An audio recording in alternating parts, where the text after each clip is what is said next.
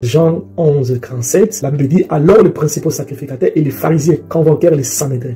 Vous avez entendu? Ils convoquèrent les Sanhédrins et dirent, que ferons-nous? Car cet homme fait beaucoup de miracles. Ok, vous pouvez aussi lire Matthieu 26, 59. Le principal sacrificateur et tous les Sanhédrins cherchaient un faux témoignage contre Jésus pour le faire mourir. Vous avez entendu? Les principaux sacrificateurs et tous les Sanhédrins. Sanhédrins.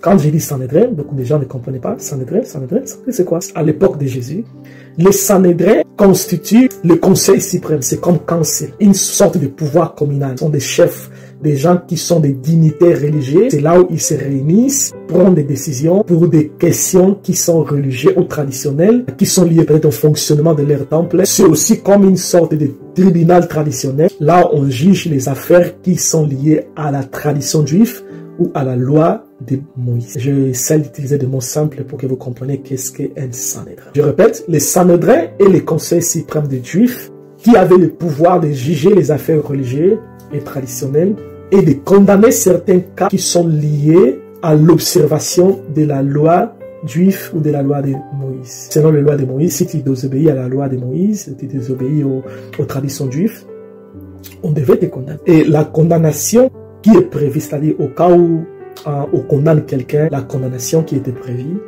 c'est la lapidation. À l'époque de Jésus, les Sanhédrins n'avaient pas le pouvoir, le plein pouvoir, de condamner quelqu'un à mort pour des raisons qui sont politiques ou sociales. Donc, si le problème est d'ordre politique ou d'ordre social, qui n'ont rien à faire avec la loi de Moïse, qui n'ont rien à faire avec leur temple, qui n'ont rien à faire avec les traditions juives, ils n'ont pas le droit de condamner quelqu'un dans leur tribunal. Donc, dans ces cas-là, cette situation ou ces problèmes ou ces cas doit être transféré au tribunal romain. Le tribunal romain qui est souvent représenté par le gouverneur, parce que le gouverneur, il est aussi comme le juge suprême. Voilà pourquoi on l'a transféré le tribunal de Jésus au tribunal romain, pour que Pilate puisse prendre de relève, parce que les Juifs ne pouvaient pas condamner Jésus, parce que dans leur loi, ils n'avaient pas enough evidence de condamner Jesus Christ. Voilà pourquoi ils l'ont transféré dans le tribunal romain.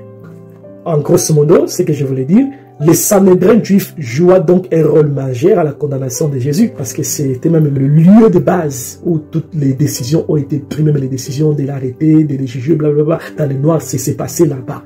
Ça s'est passé là-bas. Si vous voulez connaître plus, ne manquez pas, dimanche prochain, Freedom of Church, vous serez bénis.